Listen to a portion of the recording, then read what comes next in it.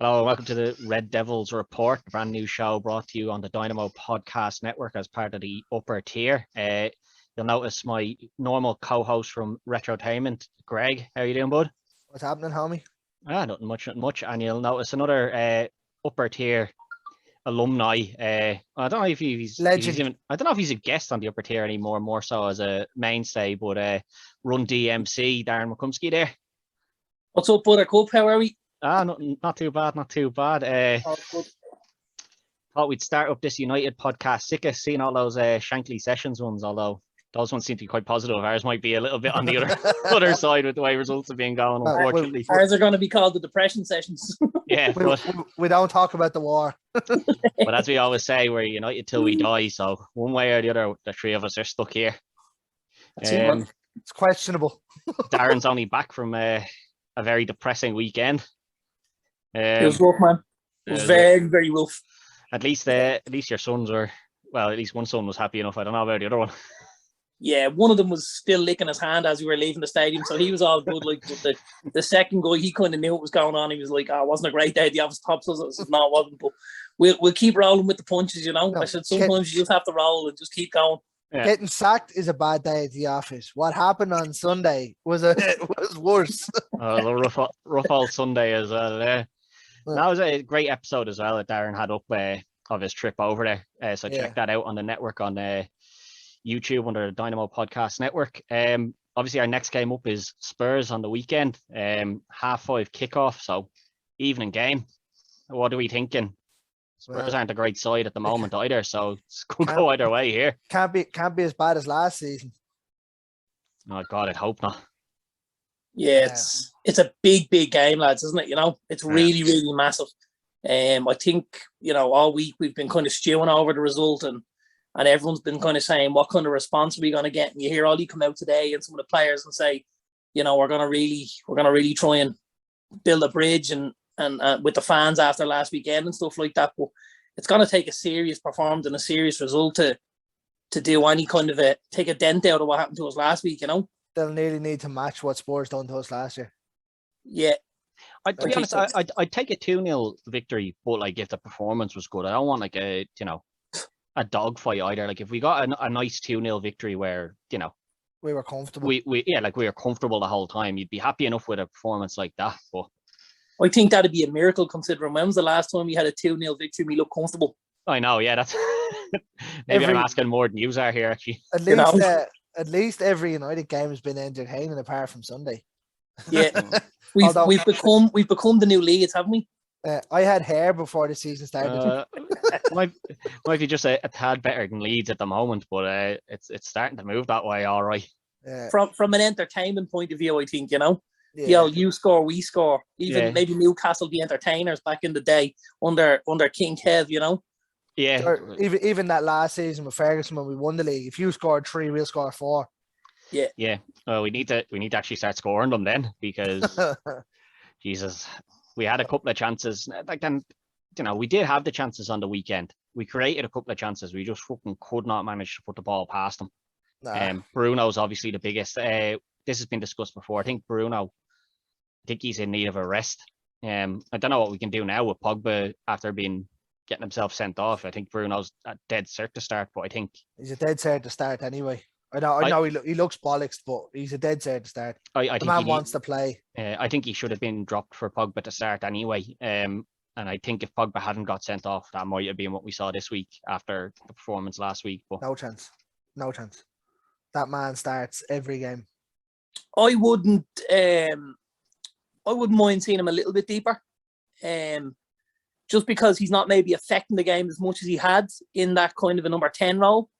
And maybe give somebody else an opportunity there. Maybe Jesse or someone like that. I was going to say, don't say it. No, I was going to say possibly give Jesse a little run there at 10 in behind Ronaldo. And maybe push Bruno back into the midfield and try and get control of the midfield again. Because it does seem like we're getting overrunning there week on week. And they're bypassing the midfield far too quickly, where I think Bruno's quite combative, isn't he? Yeah, he'll run all day. You got him in there, he'll run all day. You get him in a dogfight himself, maybe, McTominay or Fred with him. And as well, he can pick those kind of passes, those diagonal passes to the wingers, to the likes of Rashford and Lingard and stuff like, or Rashford and Greenwood, you know. And if you maybe had Jesse in behind Ronaldo, like there's enough there to get you a result this weekend.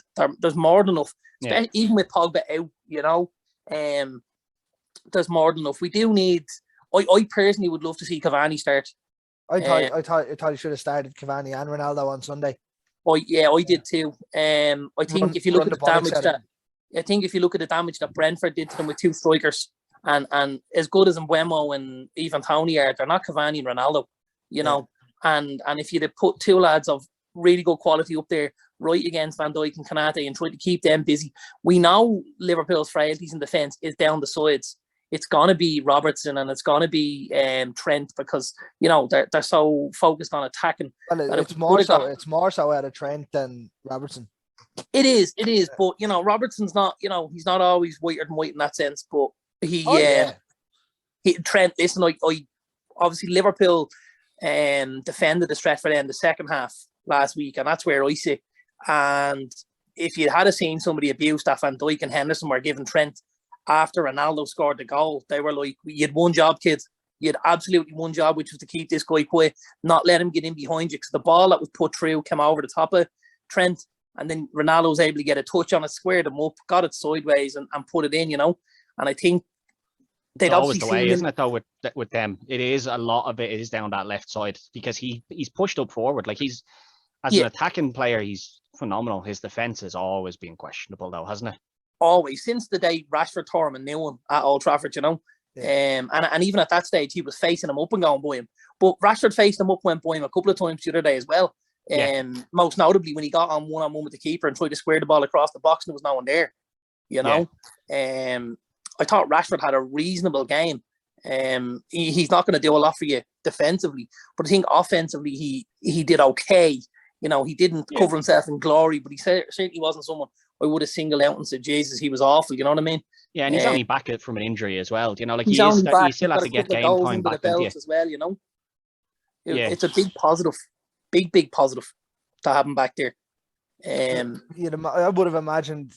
Obviously, we knew at the start of the season he wasn't going to be there, but you would have figured it would have been him on the left, Sancho on the right, and what would have been Cavani or Greenwood up top, and then obviously we signed in Ronaldo.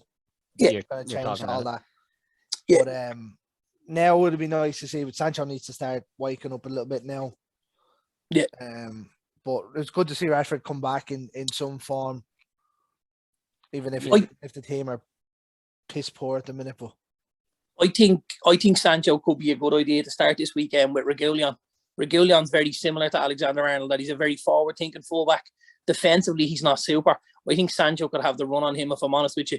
And it'd be great for him to get a goal or get an assist or have a good game where he could start to get that confidence up, you know. Something I did mention. It's all well and good starting him in a game and then taking him off after half an hour or whatever. Yeah, well, give him 60, 70 minutes, see what he can do for us, you know.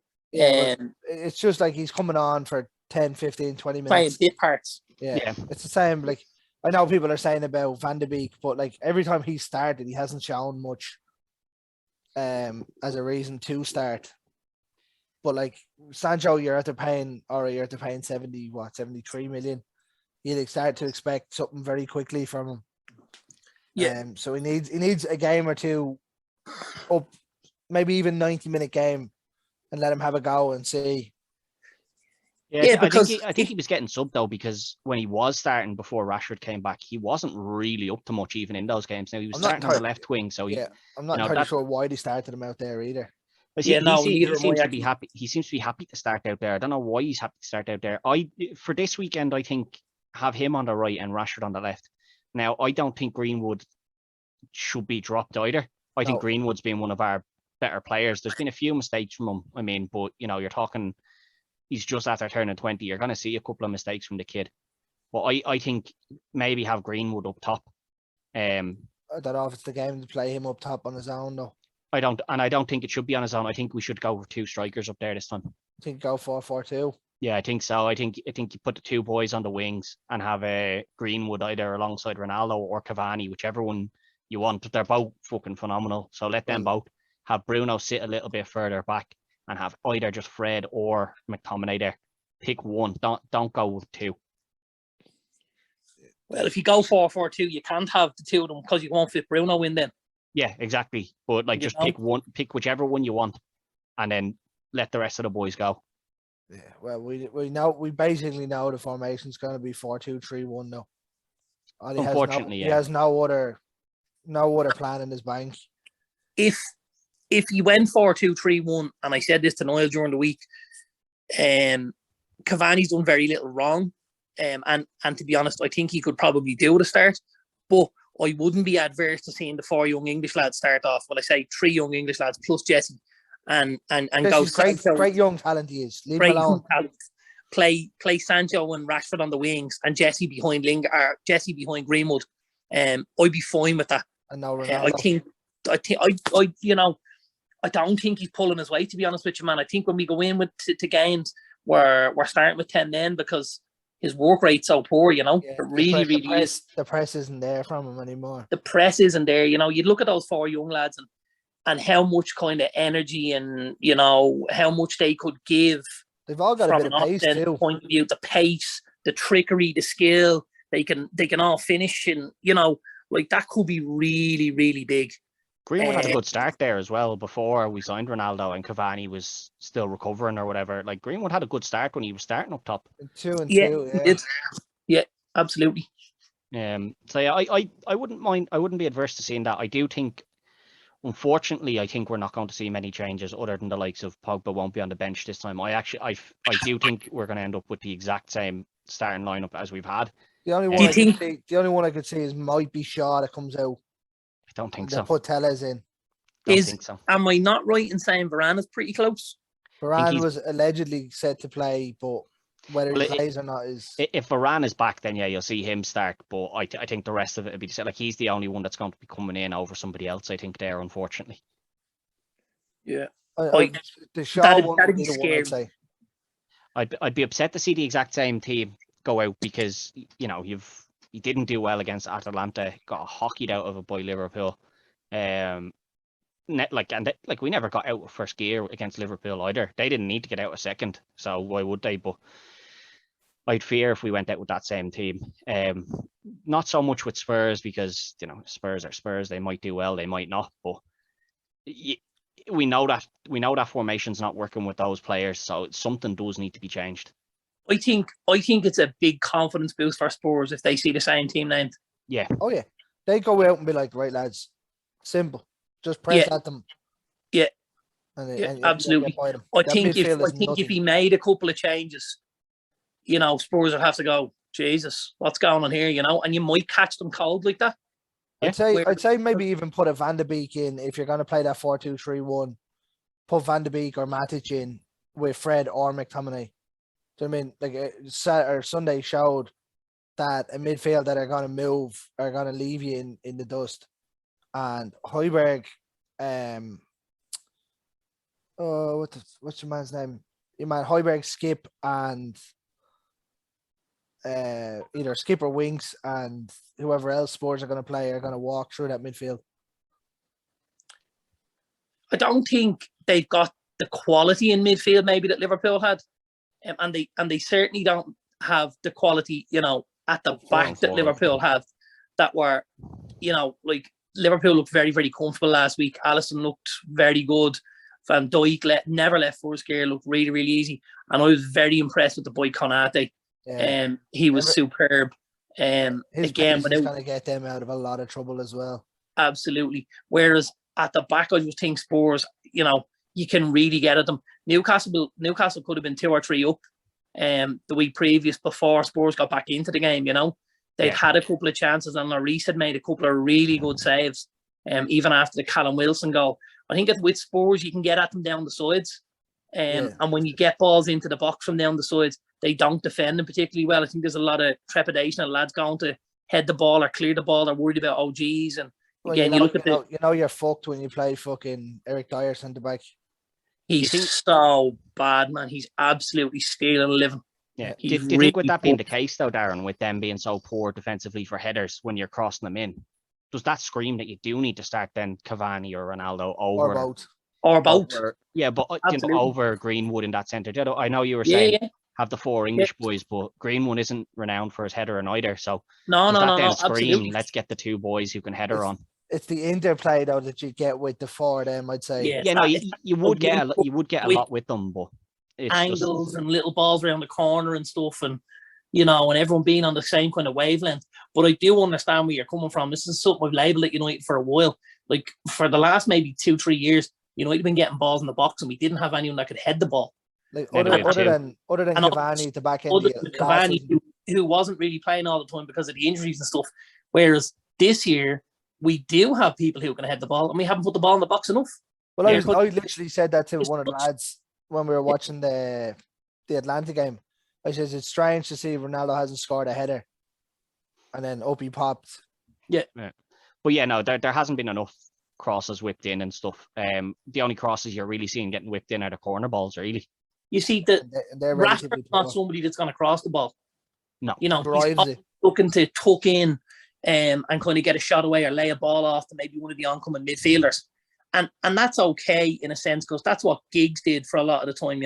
Okay, Giggs crossed the ball better, but he was always looking to maybe come inside as well and pop balls off to people and stuff like that. Whereas we always got that kind of a ball coming in from Beckham from the opposite side, so you could work it where Shaw put the balls in from the left hand side. Sancho got the ball in from the right, and then Wan-Bissaka was the guy that came inside on the right, and then Rashford was the guy that came inside from the left. You know what I mean? So everyone knows what they do, and it's very you're very black and white about how you play. If the ball's coming in from the right hand side, it's going to be Sancho. If it's coming in from the left, it's going to be Shaw. And if somebody's getting the ball and tucking inside, it's going to be Rashford or Wan-Bissaka. Yeah. Well, see, that's part of having a system. Ollie doesn't have a system. Yeah. Absolutely. He hasn't a clue. It's all well and good picking your team, right? You've two that sit in front of the back four. Why in God's earth wouldn't you say to one of them, make sure you do not move? If he's gone, you stay. Yeah, you know what I mean. And I think Darren has said this a couple of times as well on other upper tier shows that we're not a team. We're a bunch of players. Moments is we're all waiting on a moment from somebody. Ronaldo. The commentator said that on Sunday as well.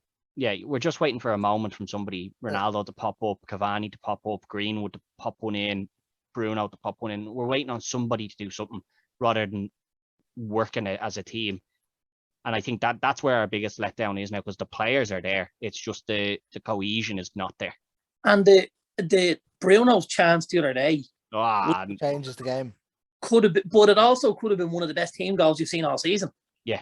It was quick, it was decisive, it was one touch. The ball got shifted very, very quickly. There was nobody taking too much out of the ball. It kept moving.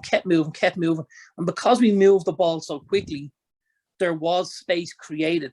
The problem we have, a lot of the time is when somebody should be taking a touch or two, they're taking 3 or 4, which means it gets defenders back into a position to reset. And it means that the space that was available elsewhere is all of a sudden, it's been blocked up. I mean, Bruno got an eternity over that ball in the penalty area. Ironically, he was the one you would have wanted other than Ronaldo to get that. Yeah, absolutely. Yeah, he was, and it was such a good chance. And we done so well to create it so quickly and so early in the game and stuff like that.